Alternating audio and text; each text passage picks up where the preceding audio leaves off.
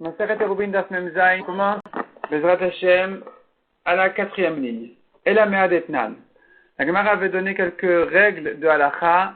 Quand nous avons une marloquette entre Rabbi Shimon et Rabbi Yehuda, par exemple, l'halakha sera comme Rabbi Yehuda, Rabbi Shimon et Rabbi Yossi, l'halakha sera comme Rabbi Yossi.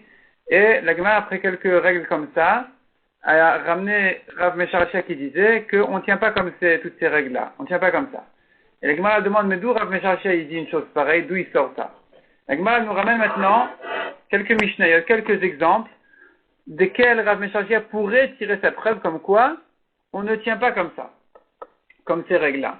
Donc la Gemara elle avait déjà ramené 2 preuves, elle les a repoussées, mais la Gemara continue. Et la Me'adetna. La Gemara dit donc, non, il faudrait dire que Rav Mesharshia apprend ce qu'il a dit de la Mishnah qui dit, la Mishnah suivante qui dit, Amani achet beto ve'alach lishbot be'ir acheret. Celui qui a laissé sa maison et il est allé passer Shabbat dans une autre ville. Echad nochi ve'echad Israël, aussi bien si c'est un goy qu'un juif, oser livne chatzerot. Les habitants de la cour sont interdits de porter là-bas. D'ivrer Rabbi Meir, selon Rabbi Meir.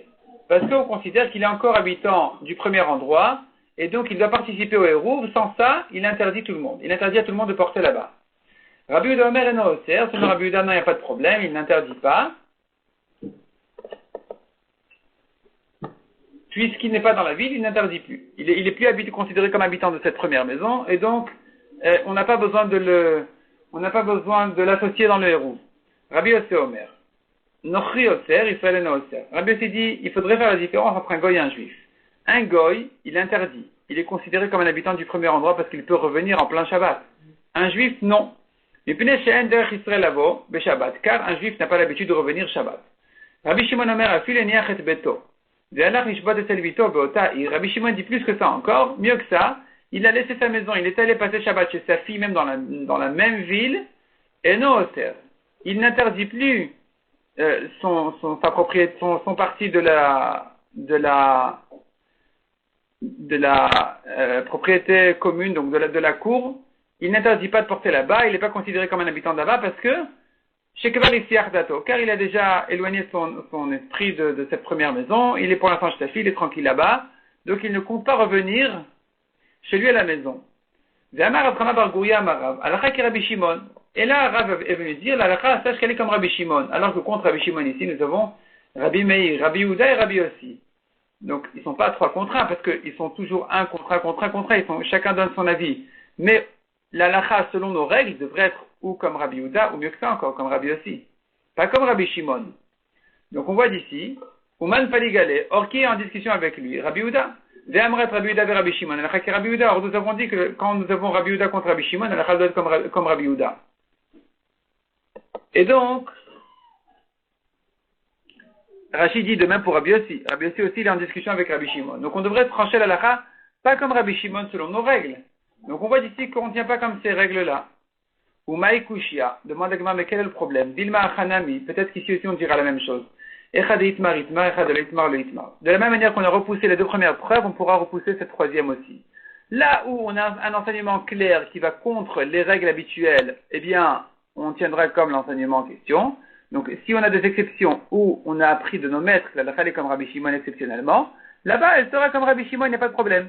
Mais là où on n'a pas d'enseignement spécial, eh bien, on suivra nos règles. Donc, echad itmar itmar, là où ça a été enseigné, ça a été enseigné. Echad itmar le itmar, là où ça n'a pas été enseigné, ça n'a pas été enseigné.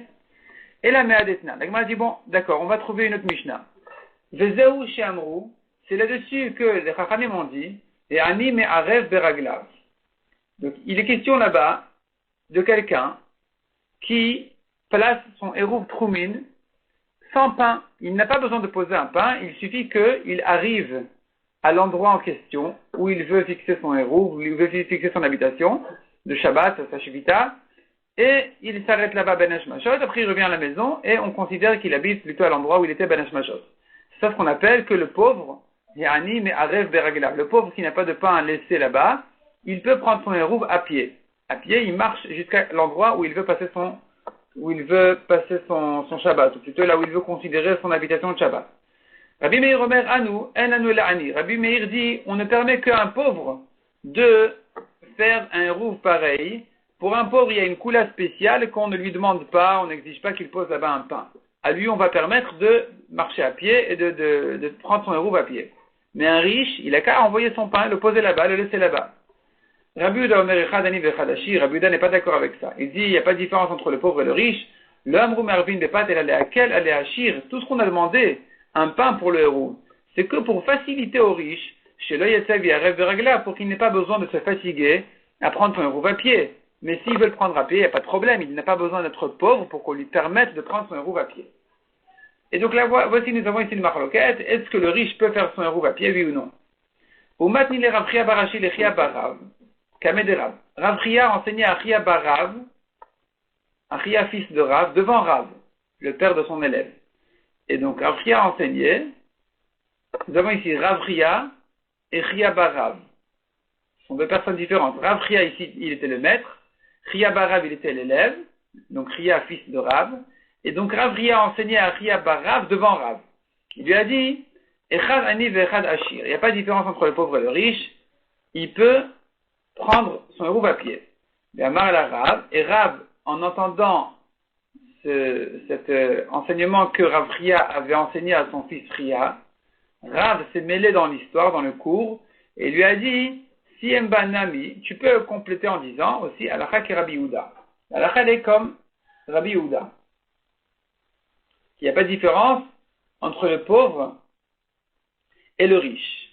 Donc jusqu'ici, l'histoire telle qu'elle est. La Gemara maintenant elle vient commencer à raisonner cette histoire, à calculer cette histoire pour retrouver une preuve pour Rav Mesharchia comme quoi on ne tient pas de nos règles habituelles. Tartela Mali. Pour quelle raison on a besoin de ce double enseignement? Ve'amrat Rabbi Meir et Rabbi Yehuda. La Chaki Rabbi Yehuda, on avait déjà dit dans nos règles que si on a une marloquette Rabbi Meir et Rabbi Yehuda, la Chal sera comme Rabbi Yehuda. Donc Rav n'avait pas besoin de dire, de préciser ici la Chal est comme Rabbi Yehuda. C'est la preuve qu'on ne tient pas comme nos règles. La Gemara repousse la preuve en disant Umaïkushia, quel problème? Dilma Rav, letlela neklale. Peut-être que Rav, lui, effectivement, il ne tient pas de ces règles-là. Mais nous tenons, oui, comme ces règles-là. Donc on n'a pas de preuve de Rav qu'on ne tient pas la lacha comme ces règles-là. Et la Me'adetnan. La Gemara dit, donc on va ramener une preuve d'une autre Mishnah qui dit Ayevama lotachlot solodit yabem. Une Yevama, c'est une veuve. Elle a perdu son mari qui n'avait pas d'enfant, et pour se marier maintenant avec quelqu'un d'autre,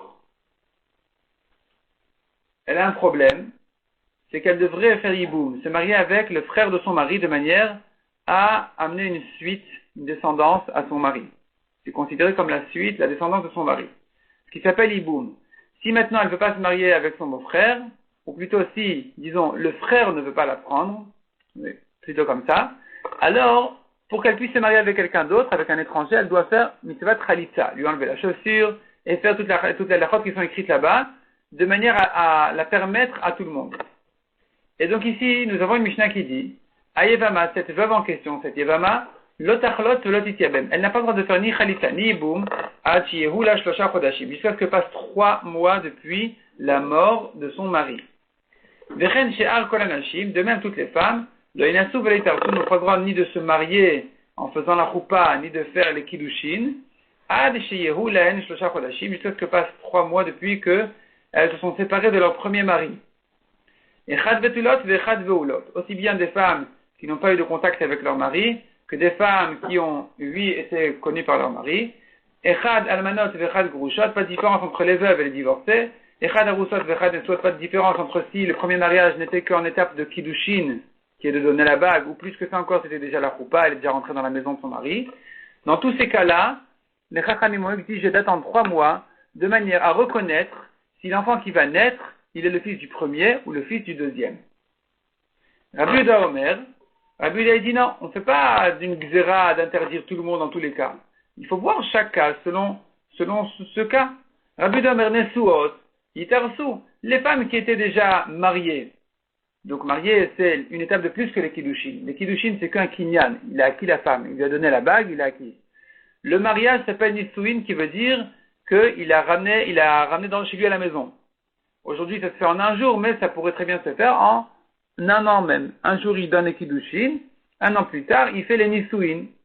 Donc les kiddushin peuvent se faire devant 2 témoins sur la rue.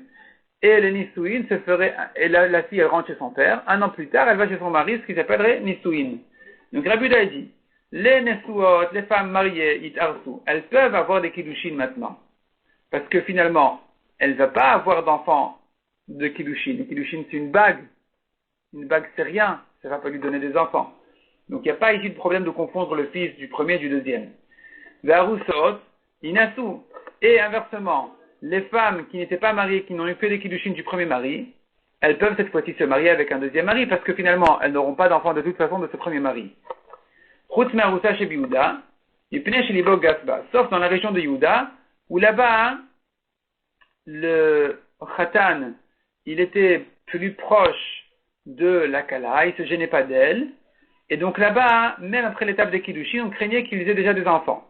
Là-bas, il faudrait attendre 3 mois, même après une séparation qui vient suite à des Kiddushin, de peur qu'elle ait des enfants de son premier mari. Mais sinon, sans ça, il n'y a pas besoin d'attendre 3 mois. Rabbi aussi Omer. Rabbi aussi dit c'est pas compliqué. Toutes les femmes en général peuvent prendre des Kiddushin dans les 3 mois, sauf la veuve qui, elle, doit attendre un peu de manière à sortir du deuil, du temps de deuil qu'elle a sur son mari. Mais sinon, toutes les autres femmes, peu importe si elle était déjà mariée ou que des Kiddushin, si elle était une Betula ou Beoula, si elle a connu son mari ou pas, peu importe. Elle pourra toujours prendre maintenant des Kiddushin. Ça, c'est une veuve où là, il faut attendre le temps du deuil. Ve'amrinan, et on a dit sur cette Mishnah-là, Rabbi Elazar lo al Midrasha. On raconte là-dessus que Rabbi Elazar un jour n'a pas pu rentrer au Beth Midrash. Ashkechel Rabbi Yassi d'Abakaim. Il a rencontré Rabbi Yassi qui se tenait. Amar le Mai Amor Beth Midrasha. Il a demandé qu'est-ce qu'on a enseigné aujourd'hui au Beth Midrash. Qu'est-ce que les Chachamim disent là-bas aujourd'hui? Qu'est-ce que j'ai raté? Amar le Achi Amar Rabbi Yochanan, Alacha qui Rabbi aussi. Ainsi a dit Rabbi Yochanan, Alacha, elle est comme Rabbi aussi dans cette Mishnah. Donc, Miklal, D'Echida Paligale. Si tu dis qu'ici l'Alacha est comme Rabbi aussi, c'est la preuve qu'il n'y a qu'un Tana unique qui en marloquette sur lui.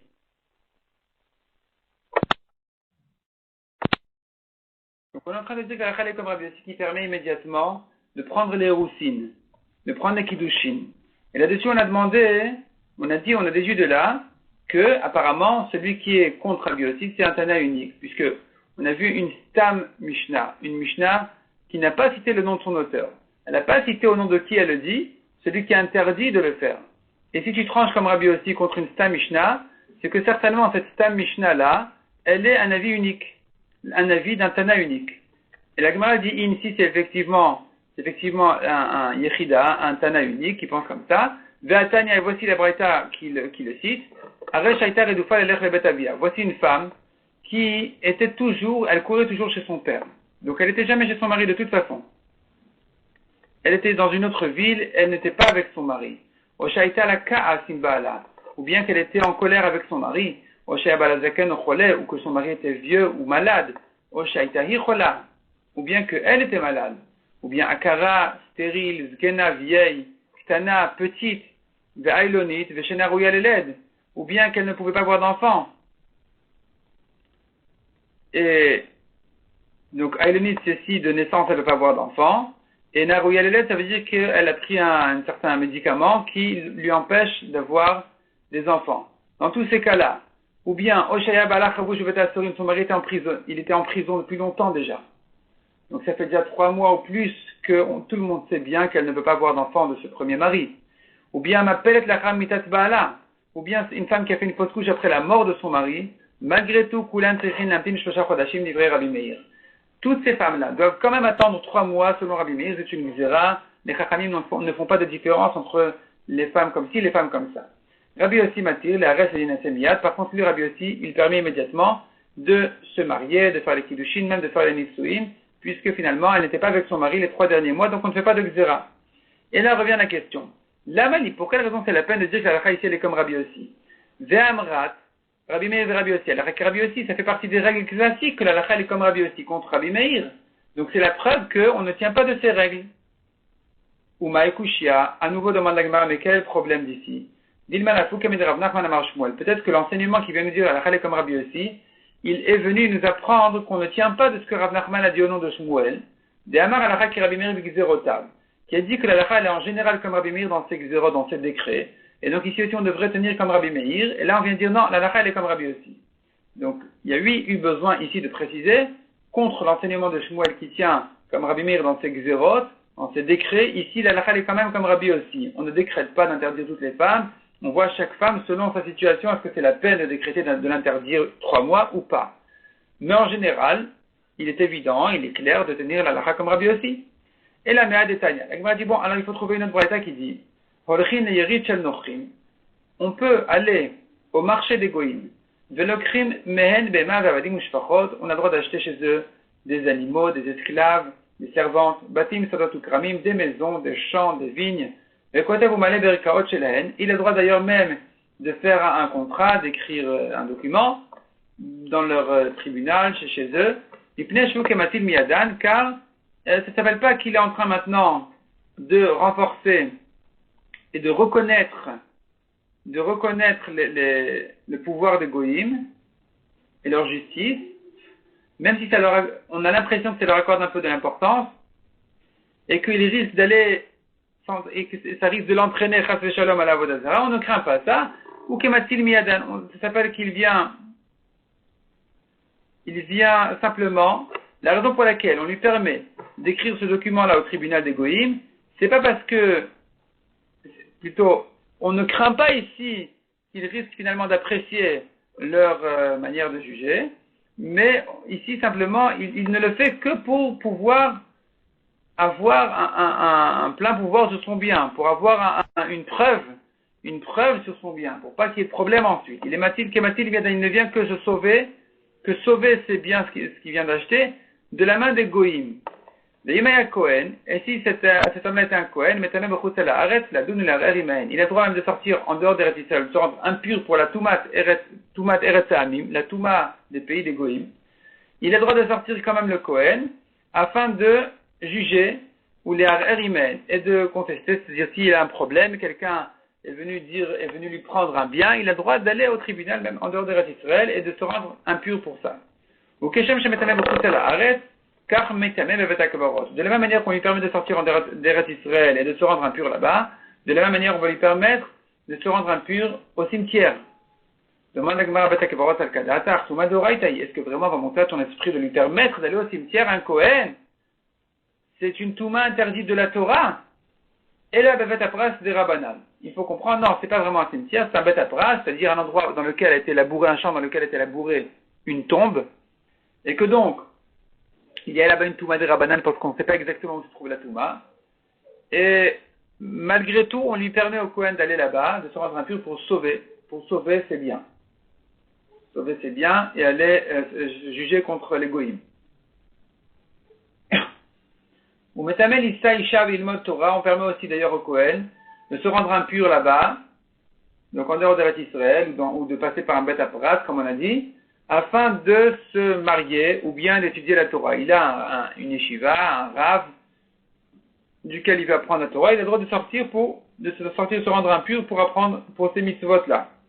Amar Rabbi Yehuda Mata Lisman Shel Motze Lilmod. Rabbi Yehuda dit à quelles conditions on lui permet de sortir que s'il n'a pas chez qui étudier là où il se trouve. Aval Motze Lilmod Loitama. Mais si il a un autre maître, qui peut étudier là où il se trouve, on ne va pas lui permettre de sortir, de se rendre impur pour étudier la Torah ailleurs.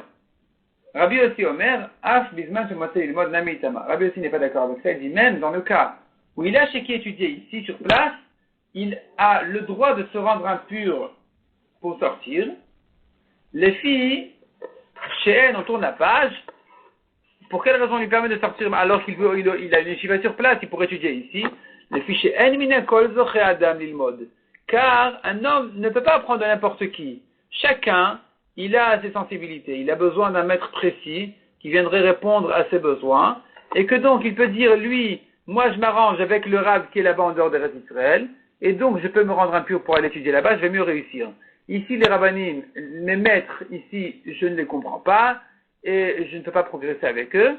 Donc, c'est pas vraiment utile. On pourra lui permettre, donc, de sortir en dehors des restes d'Israël, se rendre impur pour ça, selon Rabbi Yossi. Ve'amar Rabbi Yossi. Et Rabbi Yossi renforce sa halakha par une histoire. D'ailleurs, Maaseh Yosef HaKohen Shalach et El Rabo le Tzidan il Torah. Yosef HaKohen est allé chez son maître dans la ville de Tidan en dehors d'Eretz Israël, au nord d'Eretz Israël, pour étudier la Torah. Rabbi Yochanan halakha que Rabbi Yossi. Et voilà que Rabbi Yochanan tranche l'halakha comme Rabbi Yossi, et là se repose la question. Velamali, pour quelle raison on a besoin de préciser que l'halakha est comme lui? Ve'amrat Rabbi Yehuda ve Rabbi Yossi. Halakha que Rabbi Yossi, nous savons bien déjà que l'halakha est toujours comme Rabbi Yossi contre Rabbi Yehuda. Donc c'est la preuve qu'on ne tient pas comme ces règles. Amar Rabbi Yitzterich, non, on a quand même besoin de préciser ici que l'halakha est comme Rabbi Yossi. Celle kadata chamina serait montée à ton esprit de dire Anemi le bematnitin, aval bebraïta emalo. Quand est-ce qu'on tient comme Rabbi Yossi? C'est que dans des Mishnayot. Mais dans une braïta, on ne tient pas la halakha comme Rabbi Yossi. Kamash malan, que même dans une braïta, comme celle-là, la halakha est comme Rabbi Yossi. Et donc maintenant, on se repose la question. Alors pourquoi est-ce que Rav Mesharchia n'est pas content de ces règles-là? Pourquoi est-ce que Rav Mesharchia a dit on ne tient pas comme ces règles? Pourquoi pas? Où est-ce qu'on a vu qu'on ne tient pas comme ces règles? C'est vrai qu'ils sont tranchés comme Rabbi Yossi. Mais c'était parce que c'était une braïta, on a eu besoin de préciser. Mais si c'était une Mishnah, effectivement, ça aurait été évident que la halakha est comme Rabbi Yossi. Donc qu'est-ce que Rav Mesharchia est venu nous dire? Et là répond la Gemara, après une longue recherche, d'un daf entier pratiquement, la Gemara conclut en disant, et la Harika Amar, voici ce que Rav Mesharchia a dit. Haneklale lav divrei kolinu.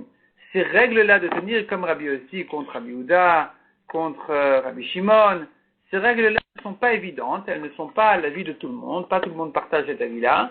Des Rav let haneklale, car nous avons prouvé déjà dans le Hamoud Aleph que Rav ne tient pas de ces règles-là, donc c'est pas l'avis de tout le monde, mais effectivement on pourrait maintenir ces paroles, on pourrait maintenir ces règles-là. Amar Abuda Amar Shmuel.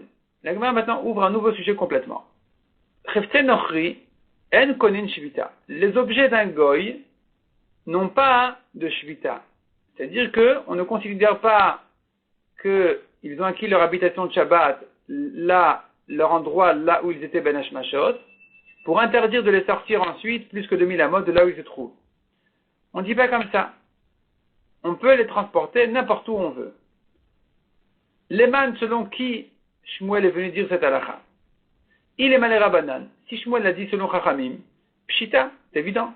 Ashta chefte efker de let lo baalim. Si déjà, selon Chachamim, des objets abandonnés, qui n'ont pas de propriétaire, en konin shvita, ils n'acquièrent pas une shvita, leur endroit là où ils se trouvent. Alors les objets d'un goy, qui lui n'a pas de shvita du tout, est-ce la peine de dire qu'ils n'ont pas de shvita? On a une raison de plus de dire qu'ils n'ont pas de shvita, qu'ils n'acquièrent pas d'endroit précis. Puisque même si tu vas, puisque ces objets-là, en réalité, on devrait les mettre en rapport avec leur propriétaire. Or, leur propriétaire n'a pas de shvita, ce goy-là. Il peut faire le monde entier en un Shabbat. Personne ne va l'en empêcher. Et donc, ces objets aussi, si même des objets abandonnés, ou encore on aurait pu dire ils ont une shvita sur place, mais selon Chachamim ils n'ont pas de shvita, alors quand ils appartiennent à un goy, raison de plus qu'il n'ait pas de shvita, est-ce que c'est la peine de dire? Et la liba de Rabbi Yochanan ben Nouri. Donc il faut dire non, ça va comme Rabbi Yochanan. On vient nous apprendre que Emar Damar Rabbi Yochanan ben Nouri. Il est vrai que Rabbi Yochanan ben Nouri a dit que konin shvita, les objets acquièrent oui leur shvita là où ils se trouvent. Anemi le chefte efker de let lo bealim. Ça n'a été dit qu'à propos des objets abandonnés, qui n'ont pas de propriétaire du tout, et donc on peut considérer que ils se sont fixés à l'endroit où ils étaient ben hashmashot. Aval chefte nochi de it lo bealim, lo. Mais par contre, les objets d'un goy, qui ont un propriétaire, c'est pas comme ça. Ici c'est différent. Ils sont appropriés à leur propriétaire, on les met en rapport avec lui, qui lui n'a pas de shvita du tout, donc ces objets non plus.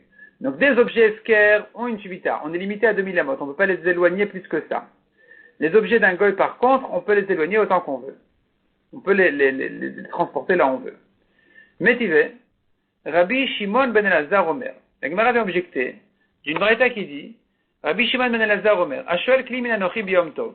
Celui qui prête un objet, Ashoel, qui emprunte un objet d'un goy pendant Yom Tov. Ou bien qu'il a prêté au goy avant Yom Tov, vers zero lo biyom tov, et le goy lui a rendu pendant Yom Tov. Ou bien les objets qui étaient dans le troum, dans les 2000 amot de la ville. Otarot, c'est des tas apparemment de fruits, qui étaient donc dans le troum à l'entrée de Shabbat. Yesh len alpaim amal echol ruach.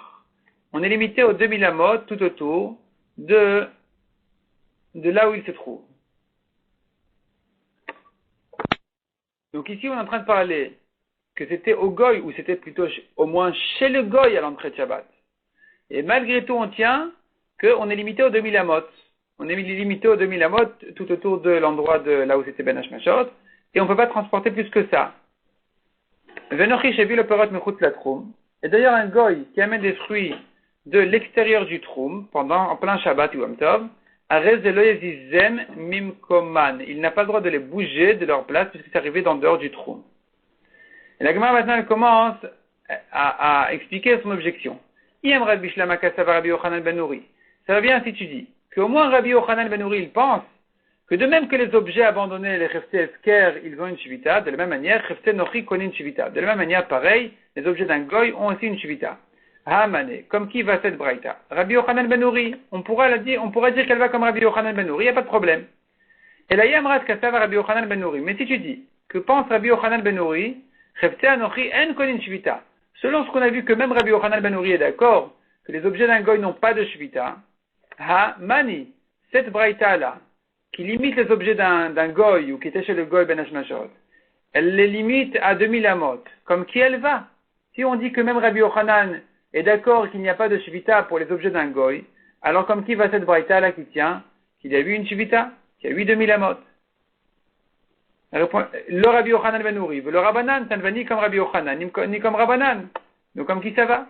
Elle répond la Gemara, le Olam Kassava Rabbi Yochanan ben Uri, il faudrait dire non. En réalité, c'est vrai. Rabbi Yochanan ben Uri, lui, il pense que même les objets d'un goy, ils acquièrent leur shivita, ils acquièrent leur endroit. Et on ne peut pas les sortir plus que 2000 amos. De la même manière que Rabbi Yochanan, il a dit ça à propos des objets de Hefker, pareil pour un goy, on est limité quand même aux 2000 amos. Ou Shmuel Damar qui Rabbanan. Et tout ce que Shmuel a dit, ce que Shmuel, qui a ouvert ici le sujet, ici Shmuel en haut de point, il avait dit, sache que les objets d'un goy n'ont pas de shvita, on n'est pas limité aux 2000 amot, on peut les envoyer, on peut les faire passer d'un endroit à un autre sans limite. Lui, Shmuel, il parle selon Rabbanan. Selon Rabbi Yochanan, effectivement, ça ne marche pas. On est limité aux 2000 amot. Il y a une shvita. Vedeke Amrat, et la question que tu as posée, mais si ça va comme Rabbanan, ça marche pas, c'est évident. C'est pas que ça marche pas, c'est que c'est évident. Pourquoi est-ce que Shmuel a besoin de dire que selon Rabbanan, les objets d'un goy n'ont pas de shivita? C'est évident, même les objets de Esker n'ont pas de shivita. Kalvachomer, quand j'ai une raison de plus que ça appartient à un goy qui lui-même n'a pas de shivita. Donc les Rabbanan Pshita, on a demandé. Selon Rabbanan, c'est évident. Répond la Gemara, Ma'u detema gzera be'alim de Nochi atu be'alim de Israël. J'aurais pu faire une gzera be'alim de Nochi, un propriétaire goy, de peur d'un propriétaire juif. Si tu permets, si tu permets des objets d'un propriétaire goy, des objets d'un goy, de les transporter plus que 2000 amot, on risque de le faire même pour des objets d'un juif. Et donc finalement, les gens ils risquent finalement de transgresser cette halakha, de ce troum d'un juif. Kamash malan qu'on ne fait pas de xéra. C'est-à-dire que j'aurais pu croire que même selon Rabbanan, qui tiennent à propos des chefté esker, les objets de esker, qu'il n'y a pas de shivita, ils seront d'accord que si ça appartient à un goy, il y a une shvita. Et il est vrai que dans le raisonnement, au fond de la raison, c'est une raison de plus, au contraire. Le goy est une raison de plus de dire qu'il n'y a pas de shvita. Mais, puisque finalement les gens vont confondre un objet d'un goy avec un objet d'un juif, et qu'ils risquent d'en arriver à transporter un objet d'un juif au-delà des 2000 amot, alors j'aurais pu croire qu'on devrait faire une xéra ici d'interdire même quand ça appartient à un goy, Kamash malan que vient Shmuel nous apprendre que non, on ne fait pas cette xéra, et donc les objets d'un goy peuvent être bougés même plus que 2000 amot. Lui, Rabbi Yochanan n'est pas d'accord avec Shmuel, il tient que les objets d'un goy ont une shvita, on est limité aux 2000 amot. Pourquoi? On fait une xéra que quand ça appartient à un goy, dès qu'il y a un propriétaire, c'est interdit. De peur que les gens vont confondre si le propriétaire est goy ou juif et risque de transporter un objet d'un juif plus que 2000 amot. La Gemara raconte maintenant une histoire. L'histoire de ces béliers qui sont arrivés dans la ville de Mavrachta. La ville de Mavrachta, elle était dans les 4000 amot de la ville de Mechouza, et les gens faisaient un rouf pour marcher de l'une à l'autre. Sharal ou Rav alivne Mechouza. Rava qui était le Rav de Mechouza, il a permis aux gens de sa ville de Mechouza, les Mizvan Minayu, allez à Mavrachta, vous avez le droit d'acheter là-bas les béliers. Puisque vous avez laissé un hérouve, qui vous permet de sortir des 2000 amot jusqu'à 4000 amot, allez dans la ville de Mavrachta et achetez ces béliers-là en plein Yom Tov, il n'y a pas de problème. Alors que finalement, ces béliers, ils appartenaient à un goy à l'entrée du Yom Tov. Et que donc on devrait dire, on est limité aux 2000 amot, les béliers n'ont pas fait de Hérouv Troumin, le goy non plus. Et donc on devrait interdire de les sortir. Et Rava lui il permettait parce que il n'y a pas de shuvita pour les objets d'un goy. Donc ça va comme Shmuel et pas comme Rabbi Yochanan. Amar le Ravina le Rava, Maïda Ater. Ravina demandait justement à Rava, que penses-tu? De Amar Rav Yehuda, Amar Shmuel, Chaften Ochrien Konin Shuvita, parce que Shmuel a dit que les objets d'un goy, donc ces béliers qui appartiennent à un goy n'ont pas de shuvita, on peut les sortir de leur troum, de leur 2000 amot. Vea, Shmuel ve Rabbi Yochanan, alakha ke Rabbi Yochanan. Or nous tenons que si on a une marloquette entre Shmuel et Rabbi Yochanan, alakha doit être comme Rabbi Yochanan. Et alors, Amar Priya Baravin Amar Rabbi Yochanan. Or Rabbi Yochanan a dit, Cheften Ochri Konin Shivita. Les objets d'un goy, ils acquièrent leur shivita, ils sont limités à leur endroit, Gzera Balim de Nochet ou Balim d'Israël, de peur que on craint que les gens vont confondre un propriétaire goy avec un propriétaire juif. Donc on a interdit même, si ça appartient à un goy, de les sortir de leur 2000 amot. Rava a entendu cette objection et il a été d'accord, il a accepté. Adarama Rava, alors Rava est revenu et dit, Nizdavnu livne Mavrachta. On peut par contre vendre aux gens de Mavrachta ces béliers. Pourquoi? Dekula Mavrachta le didou ke'arba amot damia. Car toute cette ville de Mavrachta, pour les habitants de Mavrachta, elle est considérée comme 4 amot, et que donc finalement les béliers, même s'ils sont arrivés en dehors du troum de Mavrachta, ils ont été amenés par des goïms de loin, en plein Yom Tov, et que maintenant les habitants de Mavrachta, ils veulent les amener d'un bout à l'autre de la ville, de Mavrachta, et que finalement ils les transportent plus que les 4 amot dans lesquels ils se sont retrouvés pendant Shabbat. Or nous savons bien quelqu'un qui est sorti du troum, il est limité à 4 amot. Ici aussi, ces béliers qui sont sortis de leur troum, on devrait les limiter aux 4 amot, selon Rabbi Yochanan qui les interdit, même si ça appartient à un goy. Donc comment est-ce que je peux amener de l'est de Mavrachta à l'ouest de Mavrachta? La Gemara explique, puisqu'il n'y a pas de problème, de Kula Mavrachta, les Didou Karba Modania. Toute la ville de Mavrachta, elle est considérée pour ses habitants comme 4 amot, c'est comme une maison. Or, quelqu'un qui s'est retrouvé dans une nouvelle maison, même en dehors du troum, il peut marcher, se promener dans toute la maison, ou dans une nouvelle ville, en dehors de son troum, il peut tourner dans toute la ville. Et donc, puisqu'il y a de nouvelles méritot, il se retrouve dans de nouvelles méritot, il peut circuler dans ce nouveau domaine. Ici aussi, donc, on pourra vendre. Si tu n'as pas d'acheteur, finalement, ces gens de Mechouza, ils ont été un peu bloqués, parce qu'ils ont acheté des béliers, des goïms. Et maintenant, on vient leur dire, vous n'avez pas le droit de les ramener chez vous. Alors, qu'est-ce qu'on fait? Il n'y a pas de problème, vous pouvez les vendre aux habitants de Mavrachta. Mais j'ai pas d'acheteur. Eh bien, vous pouvez transporter les béliers d'un bout à l'autre de Mavrachta, et jusqu'à que vous trouvez quelqu'un qui veuille bien les acheter. Il n'y a pas de problème, il n'y a pas de limite, puisque toute la ville de Mavrachta, elle est considérée comme 4 amot. On va s'arrêter là pour le moment. Shabbat shalom à tout le monde.